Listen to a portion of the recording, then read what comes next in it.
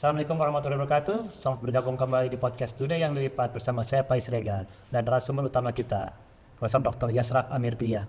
Apa kabar? Baik, baik Pak, kabar saya kebetulan alhamdulillah hari ini udah baik. Gitu. Pak Yasraf bagaimana? Sama. Sama. Ini kita akan membahas gaya hidup hari ini Pak. Tapi sebelumnya saya ingin bertanya apakah kita ada tamu spesial Pak gitu? Belum. Tamunya masih di belakang ya? Oh, masih belakang Pak, belum nyampe mungkin ya? Lagi berdandan kelihatannya. Oh, oke, lagi berdandan. Baik, oke, kita akan masuk ke tema selanjutnya. Ini masih berhubungan dengan tema beberapa episode sebelumnya, itu tentang gaya betul.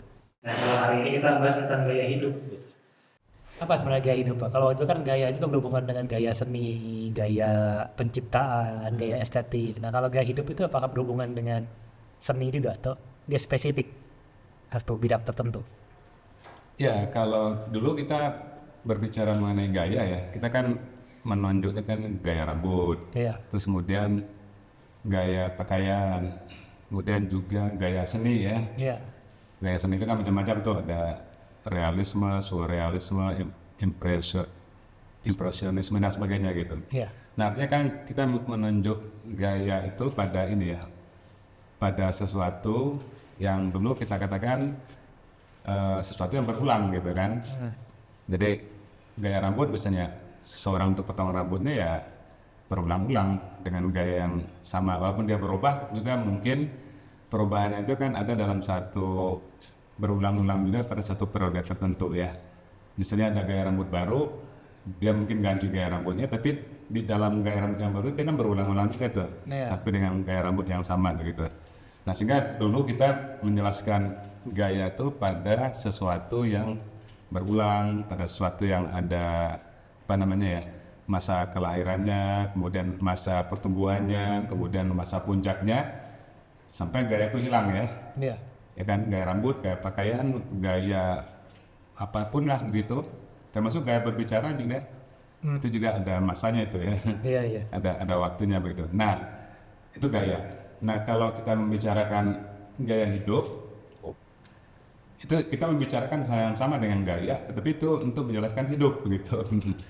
Ya kan, kalau tadi kan istilah gaya dipakai untuk menjelaskan gaya rambut, gaya pakaian, gaya berbicara, gaya sepatu misalnya ya. Hal yang sama kita gunakan untuk menjelaskan hidup. Jadi artinya apa? Gaya hidup sesuatu yang berulang, sesuatu yang reguler gitu ya di dalam hidup kita. Jadi sesuatu yang kita lakukan secara berulang-ulang di dalam hidup kita itulah gaya hidup sebetulnya ya. Apakah itu berkaitan dengan makan, berkaitan dengan bepergian, berkaitan dengan wisata, berkaitan dengan membaca, berkaitan dengan belajar. Pokoknya apapun yang kita lakukan di dalam hidup kita dan itu terpola, kan berulang itu artinya kan terpola, maka itulah gaya hidup. Misalnya setiap hari seseorang pergi ke kantor pasti pakai Mercedes-Benz ya. Iya. Atau setiap kali dia datang ke kantor selalu datang dengan Mercedes-Benz yang terbaru gitu kan. Nah, bahwa dia datang dengan mobil yang selalu baru itu adalah gayanya. Gaya seseorang itu. Jadi intinya gaya hidup itu adalah gaya hidup dan itu hanya bisa ditunjukkan melalui gaya. Kenapa? Karena gaya hidup itu dia adalah bagian dari kebudayaan yang sifatnya itu permukaan. Kalau kita bicara gaya hidup itu bukan bagian kebudayaan yang ini ya, yang intangible, yang tidak tampak. Dia adalah bagian kebudayaan yang paling tampak. Gaya hidup itu tampaknya dari mana ya? Dari pakaian, dari sepatu, dari rumah, dari mobil, dari jam tangan, dari apapun lah, HP yang digunakan gitu kan. Nah, tampaknya dari situ yang si gaya hidup tadi itu. Tapi cara kerjanya dengan gaya itu sama, persis. Berarti gini, kalau kata kuncinya berarti perulangan gitu, repetisi. Sesuatu itu diulang sehingga dia menjadi sebuah pola. Iya. Jadi memang maupun gaya, kita bicara gaya rambut, gaya pakaian, dengan gaya hidup itu sama-sama sesuatu yang berulang. Ya kan? Nah, misalnya seseorang berasal dari satu kelompok gaya hidup tertentu, katakanlah high class gitu kan ya. Nah kalau dia makan pastilah berulang kan Iya. polanya, pola. Nah, terpolanya gimana? Pastilah dia makan di restoran ya, juga restoran high class. Pastilah dia datang juga dengan mobil ya, mobil high class gitu Iya. kan. Pastilah teman-temannya juga teman-teman yang juga sesama high class. Ngumpulnya juga mungkin di tempat ngumpulnya high class, Iya, iya. di Rotary Club misalnya kan. Nah, jadi artinya ada sesuatu yang terpola ya pada gaya hidup ini, tetapi disebut itu bukan lagi pola tampilan seperti gaya, tapi pola hidup gitu kan. Jadi gaya hidup itu kata lainnya adalah pola hidup. Pola hidup. Orang yang pola hidupnya sehat, pastilah setiap hari dia makan makanan sehat kan ya. Iya, betul. Jadi makannya terpola. Orang yang memiliki pola gaya hidup sehat atau disebut juga dengan pola gaya hidup hijau, Iya. pastilah dia melakukan apapun yang ramah lingkungan. Iya. Nah itu orang yang mempunyai gaya hidup yang hijau. Tapi kalau orang yang gaya hidupnya konsumeristik, pastilah setiap hari ketemunya di Jogja, di Iya, department store. Soto, di Iya. department store gitu kan Iya. ya. Nggak mungkin ketemunya di pasar loak gitu kan ya. Ah, Nah, kalau high class tuh belanja, pastilah belanjanya di ini kan tempat-tempat yang tadi itu. Iya. Terpola lagi kan ya. Terpola. Si kelas atas tadi itu. Intinya bahwa yang sesuatu yang terpola itu tampak luarnya ya. Tampak Iya, luarnya. Dari mobilnya seperti apa dan seterusnya gitu. Itulah yang tadi kita sebut dengan gaya hidup. Iya. Nah kalau kita di gambar depannya bagaimana Pak? Bahwa apa hubungan mall dengan atau plaza pusat perbelanjaan dengan gaya hidup? Ya, tadi kan sudah kita katakan ya, kalau kita mau menjelaskan lebih spesifik ini ya, apa itu gaya hidup, Iya. penjelasannya sama dengan gaya, sesuatu yang terpola. Nah, cuman kalau kita bicara gaya hidup, setidak-tidaknya ada 3 terpola itu. Apa itu gaya hidup? Ya, pola penggunaan barang, ya kan? Iya. Ya, tadi udah kita jelaskan, mobil, rumah, jam tangan, HP, dia terpola itu. Jadi pola penggunaan barang-barang, mungkin juga kepemilikan kali, pola kepemilikan dan penggunaan barang-barang. Yang kedua, pola penggunaan ruang dan waktu. Itu juga terpola juga ya. Jadi Iya. pola penggunaan ruang. Yang ketiga nih, pola penggunaan waktu. Yang ketiga nih. Maksudnya gimana? Nah, kalau ruang itu misalnya begini ya, high class itu saya ambil contoh inilah, bahwa mahasiswa itu juga ada gaya hidupnya ya, gaya hidup mahasiswa kan. Iya. Kemudian orang-orang misalnya underground, punk itu juga kan gaya hidup juga. Iya. Itu punk misalnya kan. Iya. Nah, mereka itu kan mempunyai pola-pola penggunaan ruang. Misalnya gini ya, mahasiswa itu pada umumnya ya kita temukan di ruangan apa? Kan pasti di ruangan perpustakaan, Iya. di ruangan pusat data, Betul. di ruangan dosen, di ruangan kantor rektor, Iya. gitu kan ya. Apakah kita menemukan umumnya mahasiswa itu di ruang ini, di ruang biasanya orang-orang punk nongkrong gitu. Jarang Pak, kecuali ada Nah, ketertiban ya. kecuali kalau mahasiswanya memang masuknya ini ya, Iya. punk gitu. Nah, tapi orang-orang punk itu juga biasanya mereka ruangnya itu di mana kita temukan gitu kan ya. Iya. Kan pasti kita temukan kalau nggak di jalan, kalau nggak di tempat yang ini yang biasa Iya. nongkrong itu, banyak motor-motor di situ. Dia memiliki ruangan sendiri. Iya. High class juga sama, di mana kita sering menemukan high class, padahal di Rotary Club, di restoran high class, Iya. mungkin kalau liburnya mungkin Singapura, Iya. buang air besarnya di Hong Kong, Itu ngomong makannya di New York gitu kan ya. Iya. Ini si Roni juga wah kabur. kaburan. Dia mungkin mau ke Hongkong Pak. Tadi yang mau saya bilang dia punya gaya hidup juga. Lagi ya, kalau gaya hidup apa tuh kira Pak? Ini, Pak? Ya kan terpola juga kan ya. Coba. Iya pola makannya, pola nongkrongnya, Iya, iya. ya kan beda satu kucing dengan kucing yang lain kan beda kan. Iya, iya betul. Cuman kan kita tidak bisa menjelaskan gaya hidup untuk kucing ya, Iya. karena gaya hidup itu adalah penjelasan sosiologis untuk manusia. Nah, ketika mereka menggunakan barang, ruang, dan waktu, gitu, apa maksudnya Pak? Misalnya gini, apakah ada penggunaan itu yang diulang-ulang itu membuat makna untuk mereka gitu, atau eksistensi atau apa? Iya, jadi artinya semuanya ya, Iya. pola penggunaan barang. Mobilnya terpola kan ya. Paling pastilah high class mobil itu yang juga sesuai dengan kelasnya. Iya. Apapun, jam tangan, baju, merek bajunya, merek pakaian, merek sepatu, semua itu kan menunjukkan kelasnya kan. Betul. Nah di dalam studi gaya hidup ada istilah untuk menjelaskan itu yang disebut dengan homologi. Homologi itu, homo itu kan ini sama ya. Iya. Ya bukan homo dalam pengertian yang ini nih ya. Iya, bukan seksualitas sebenarnya. Yang sesuai. Homo itu kan artinya kan sama. Seksualitas yang digunakan di dalam istilah homo dalam seksualitas juga sama itu. Iya. Pengertiannya sama gitu kan. Suka dengan orang yang sama gitu. Nah, homo itu sesuatu yang sama gitu kan. Betul. Sama itu dalam pengertian setidak-tidaknya satu apa ya, nature-nya, sifatnya, mungkin bentuknya, karakternya, gayanya sama gitu kan. Iya. Kalau high class beli mobil, beli jam tangan, beli baju, beli sepatu, beli apapun, HP, selalulah dia beli yang HP yang ukuran itu high class kan. Iya. Nah itu yang disebut dengan homologi tadi itu. Nah, Kalau middle class juga sama, sesuai dengan kemampuan ekonomi pastilah beli, nggak akan beli Mercy kan ya. iya. Belinya apalah mobil yang lebih kelasnya lebih bawah gitu. Betul, betul. Saya tidak mau nyebut mereknya. Ya saya juga mikir-mikir mereknya apa, cuma kayaknya itu mereknya Pak. Ya nggak enak. Iya. Pokoknya terpola kan ya. Iya, betul. Terpola. Nah pada akhirnya karena terpola barangnya, karena terpola ruangnya, karena terpola tempatnya dan juga waktunya, waktu itu juga terpola. Penggunaan waktu ini ya. Betul. Misalnya kalau mahasiswa libur ada waktu senggang kira-kira kemana?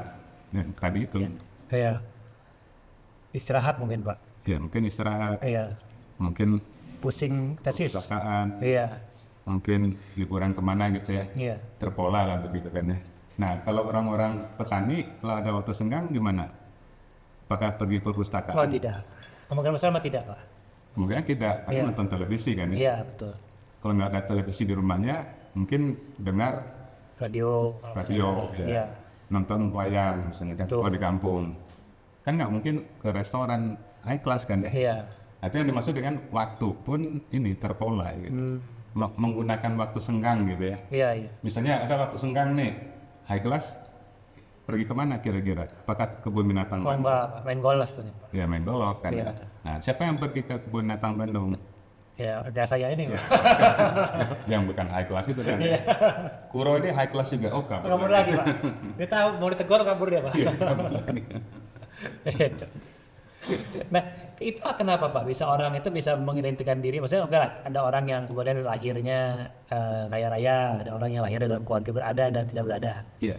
Jadi bagaimana itu bisa buat selera Pak? Misalnya gini, apakah seseorang itu kan pengen, kadang-kadang semua orang sekarang pengen sukses gitu ya, atau pengen terlihat sukses lah, gitu.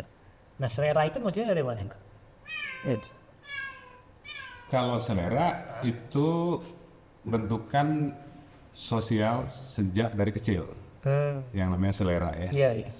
Seorang anak kecil lahir, nah mulai dibentuk setidaknya oleh ibunya. Oke. Sering diberikan makanan yang begini dari restoran ini, itu kan ya. Iya, iya. Nah itu membentuk si anak tadi itu dalam hal selera ya. Iya, iya. Kemudian dia masuk ke dalam masyarakat, masyarakat membentuk lagi selera tadi itu.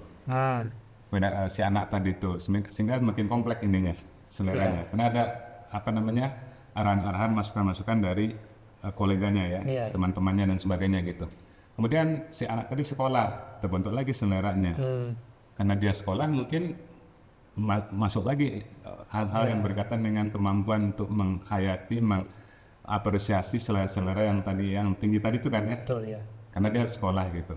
Nah itu jadi selera itu memang dibentuk secara sosial, mulai dari keluarga, masyarakat, sekolah, lingkungan kantor misalnya itu membentuk selera. Banyak sekali apa namanya hal-hal yang membentuk selera tadi itu. Iya. Gaya hidup juga sama. Karena pada akhirnya kalau kita bicara mengenai kemarin mengenai gaya ya, Iya. gaya kan tidak bisa dipisahkan dari gaya hidup. Karena hanya melalui gaya lah gaya hidup itu ditampilkan. Iya, betul, betul. Karena yang konkretnya dari gaya hidup itu kan adalah pakaian, baju, mobil. Betul. Nah disitulah kita menemukan gaya kan, Iya. gaya mobil, gaya pakaian dan seterusnya gitu. Selera juga sama ya. Jadi kalau tadi kita berbicara mengenai high class misalnya, kan gaya yang dia pakai itu adalah gaya-gaya yang sesuai dengan high class-nya, Iya. mobil dan sebagainya gitu. Nah artinya apa? Kita kan membicarakan gaya kan tidak mungkin bisa lepas dari selera. Betul. Yang sudah kita bicarakan sebelumnya ya, Iya. bahwa gaya itu adalah pada si objeknya. Iya. Nih ada ETB-nya nih. Iya, itu selera apa itu Pak? Kira-kira? ETB ini. ETB. Nah kalau selera kan ini hal perasaan kita tentang ini, tentang si objek ini kan. Nah itulah selera kan. Kan selera berkaitan dengan ini, kepekaan kita tentang gaya tadi itu.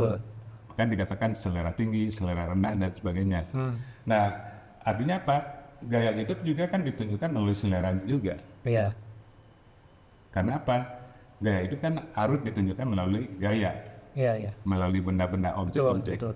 Nah objek-objek itu kan memerlukan selera, Iya. memerlukan kepekaan sensibilitas selera kan ya. Iya.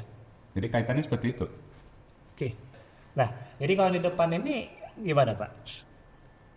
Apakah ini berarti kalau ada satu yang hilang, ini homologi yang Pak Saf tadi ceritakan berarti ya? Kalau ada hilang satu, dia nggak jadi gaya hidup mewah, OKB hebat doang ya kata-katanya berat.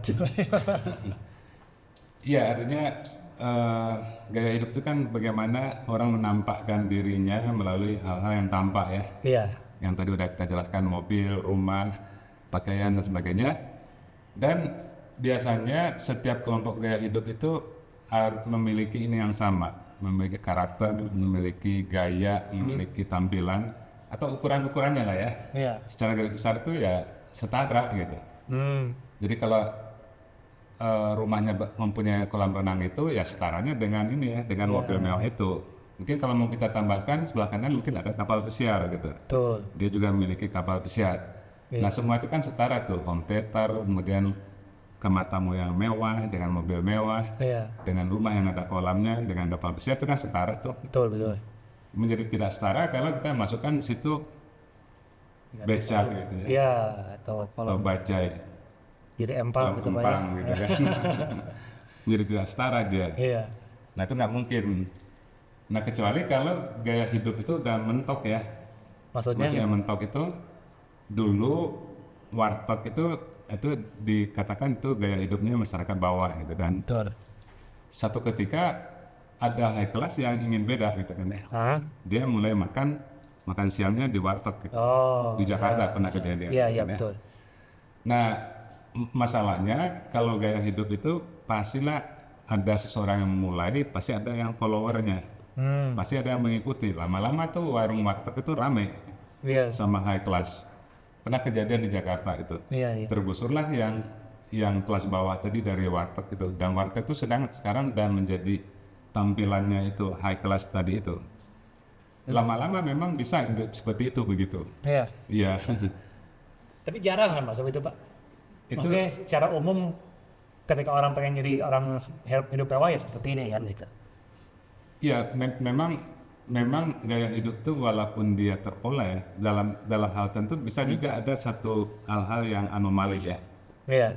yang berubah gitu kan. Nah ketika terjadi berubah itu maka terjadilah pergeseran dari hierarkinya gitu kan. Ya kan, yang tadi miliknya, identitasnya masyarakat bawah sekarang diambil oleh masyarakat atas. Masyarakat bawah juga tidak kalah, mereka ngambil juga identitas masyarakat atas. Keluarlah merek-merek baju yang KW-KW itu kan ya. Yang beda tipis Pak ya. Beda-beda tipis gitu. Itu dalam rangka mereka ingin juga mengambil identitas kelas di atasnya gitu kan. Iya. Karena kelas itu kelompok gaya hidup itu selalu dia berorientasi ke atas.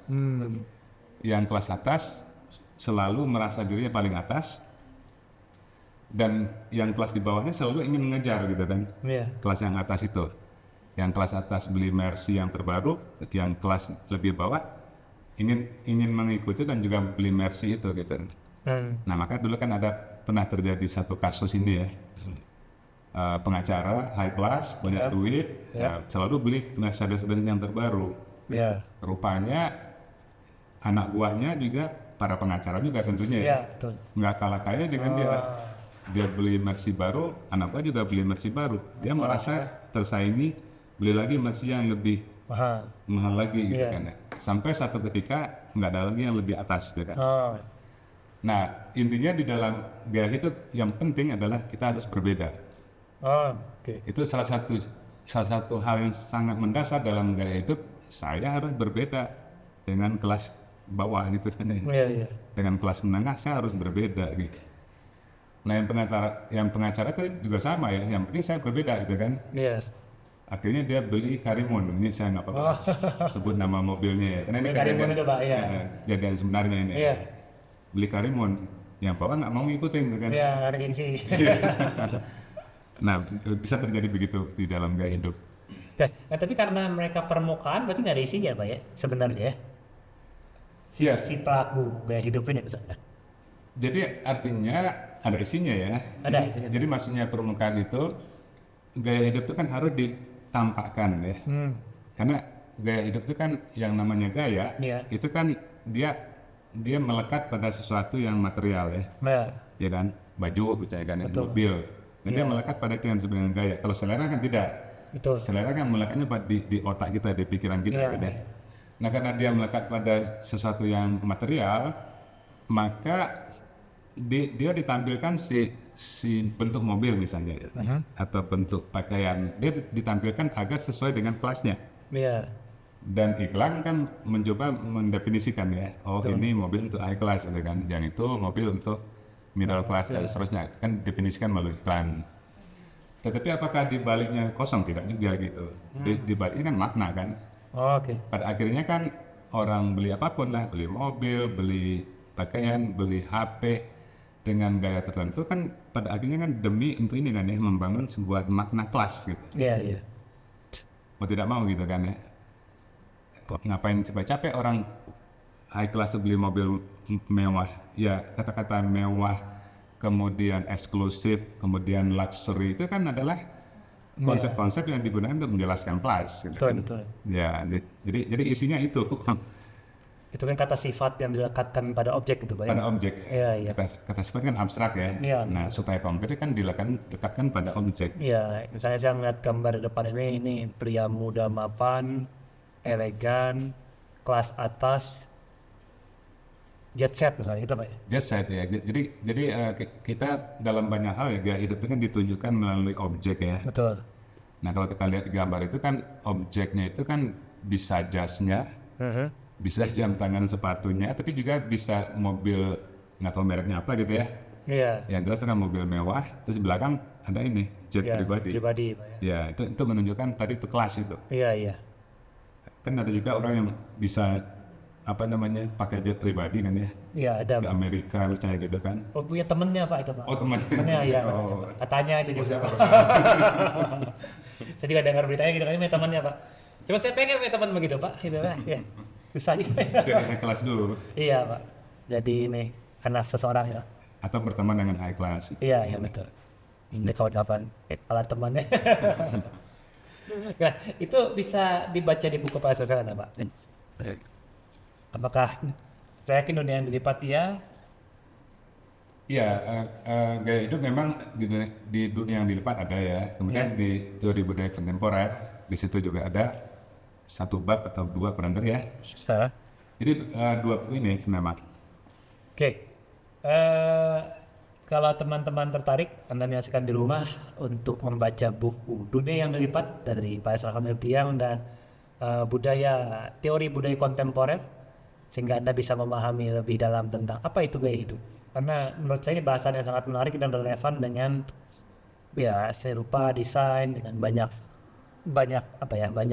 bidang di budaya kontemporer gitu kan. Karena kita kan hidupnya kalau nggak bergaya sia-sia lah. Mati gaya. Atau harus sedang mati gaya. Kalau di Jawa Barat itu ada istilah loba gaya.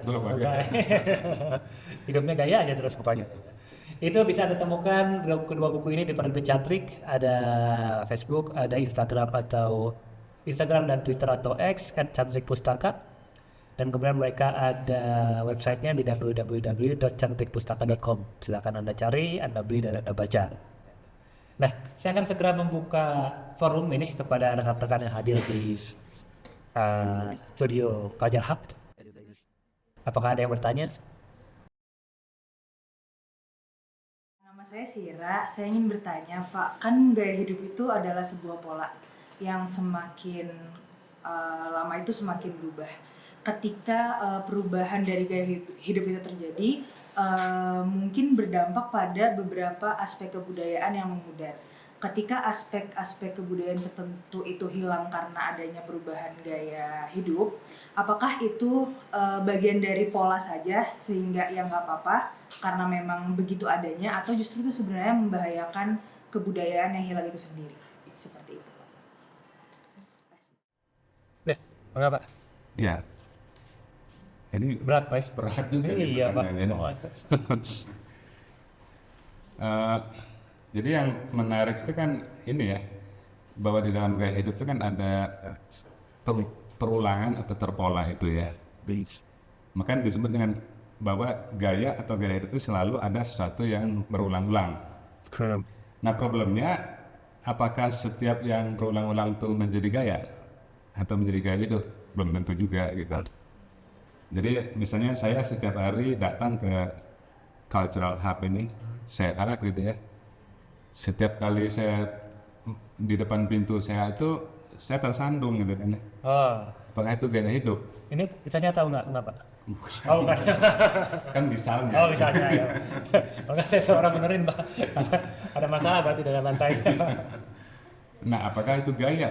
Enggak. Ya, itu nasib aja. Iya, itu Ya. ada. Jadi tidak selalu yang berulang itu adalah gaya ya. Sesuatu yang berulang menjadi gaya itu ketika dia dikonstruksi ya. Artinya ada satu intensi, keinginan atau tujuan untuk membangun makna di situ gitu. Misalnya setiap sekali saya datang ke tukang rambut, tolong potongin rambut saya modelnya begini itu kan ya. Iya. Nah itu dalam pengertian dia ingin membangun makna kan. Betul. Saya itu adalah ini bisa dikaitkan dengan kelas, bisa dikaitkan identitas diri, identitas suku, etnis, agama, macam-macam nanti. Iya. Pokoknya dia ingin membangun makna melalui gaya tadi itu, yang tadi berulang-ulang tadi itu gitu kan. Betul. Nah, cuman tadi itu apa namanya ya? Pertanyaan Sira tadi itu kan dikaitkan dengan bahaya tadi ya. Iya. Dengan bahaya kalau apa tadi Sira? Kalau ada kebudayaan yang hilang karena gaya hidup yang Oh iya, jadi masalahnya itu adalah apakah pengulangan itu artinya tidak ada yang baru gitu ya? Nah tidak begitu juga. Jadi karena terutama ini ya, terutama gaya hidup yang dikonstruksi oleh sistem ekonomi, maka itu sangat beda dengan gaya hidup yang dikonstruksi secara agama, sosial, kultural. Misalnya dalam agama Hindu ya, ada perbedaan gaya hidup, kan tampilan kan ya, antara kasta-kasta tuh, Brahmana beda dengan Sudra. Nah, tapi kan tidak dikonstruksi secara ekonomi, tidak ada kepentingan untuk kebaruan, ya kan? Kalau gaya hidup yang dikonstruksi oleh ekonomi, ada interest. Ada interest apa? Gaya hidup itu harus dikonstruksi untuk menghasilkan sesuatu yang baru, karena kalau tidak ada yang baru ya nggak jalan pabrik kan. Jadi ekonomi harus menghasilkan sesuatu yang baru, ya kan?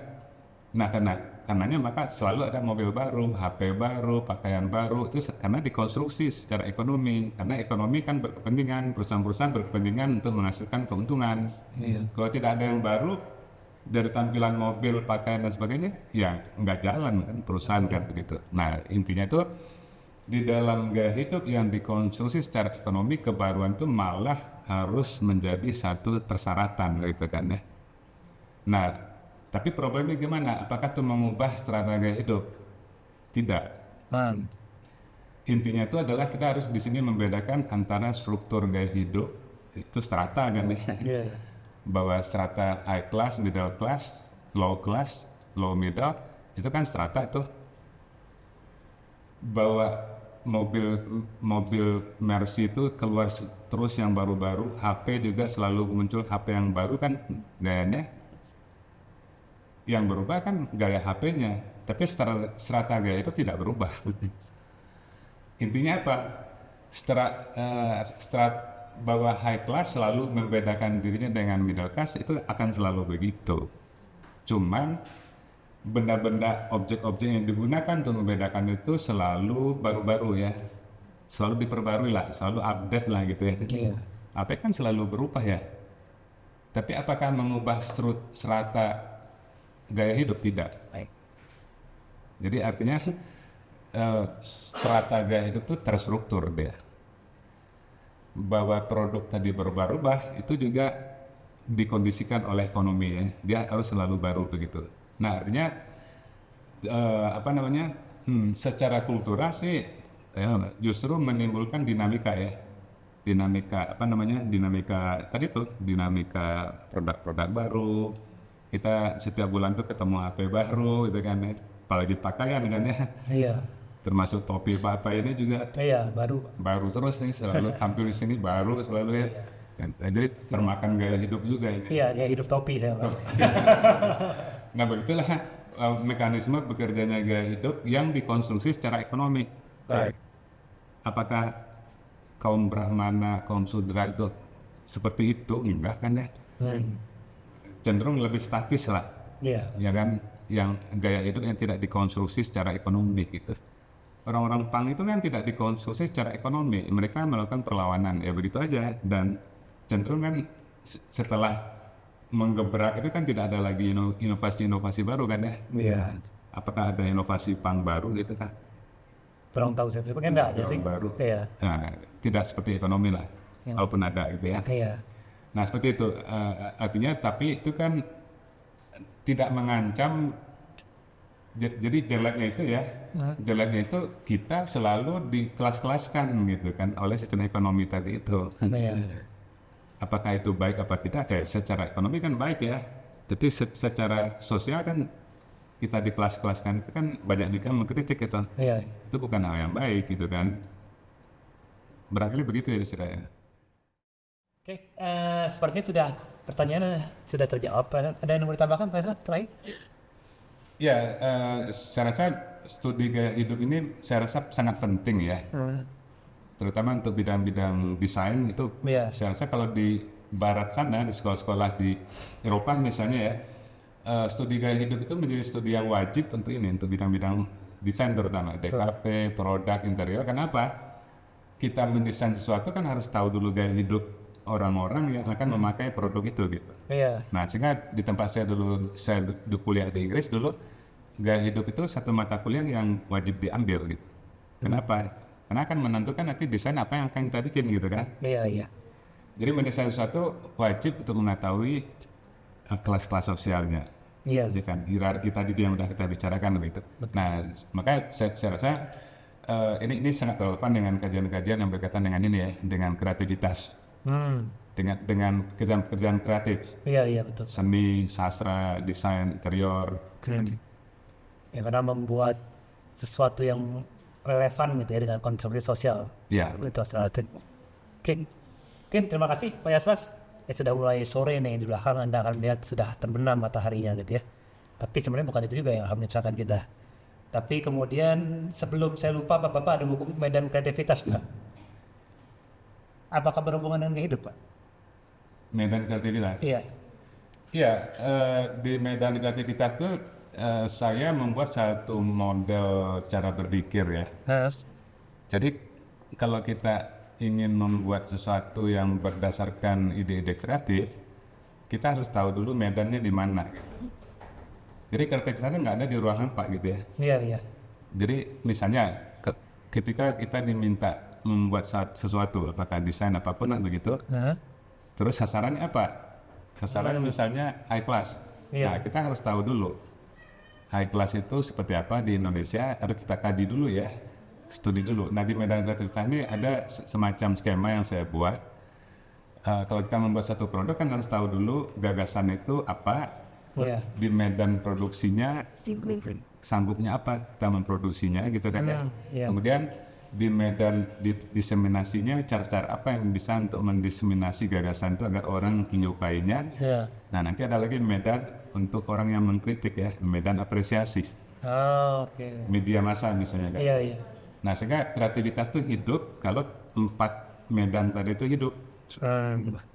Gagasan baru kalau tidak ada orang yang mau memproduksi kan percuma. Iya, sia-sia. Ya, sudah diproduksi tapi tidak ada kemampuan untuk mendiseminasikan, menyebarkan, percuma juga. Betul. Terus udah diproduksi, udah diseminasikan, nggak ada orang yang respon, kan pusing gitu kan. Iya, jadi sia-sia memang. Sia-sia, nggak ada orang yang merespon gitu. Iya, betul. Nah, kita kan sangat senang kalau ada orang kritik, orang memberikan komentar di ulasan misalnya Iya. orang di majalah dan sebagainya. Ini satu hal lain lagi yang bisa kita diskusikan tentang medan kreativitas tadi. Iya. Oke, mungkin kalau Anda tertarik, teman-teman ada buku lain dari Pak Asraf yang jarang sekali kita bahas sebenarnya, tapi ini penting dan menurut saya juga berhubungan dengan pembentukan gaya hidup gitu ya. Judulnya Medan Kreativitas, Memahami Dunia Gagasan. Juga diterbitkan oleh penerbit Cantrik, silahkan Anda cari di Instagram, Facebook, dan Twitternya. Mungkin kita sudahi dulu pertemuan hari ini. Terima kasih Pak Asraf, Dr. Noel. Sama-sama. Dan kita akan berjumpa di kesempatan yang akan datang. Semoga Anda tetap sehat dan tetap berbahagia. Selamat sore, saya Pak Siregar. Assalamualaikum warahmatullahi wabarakatuh.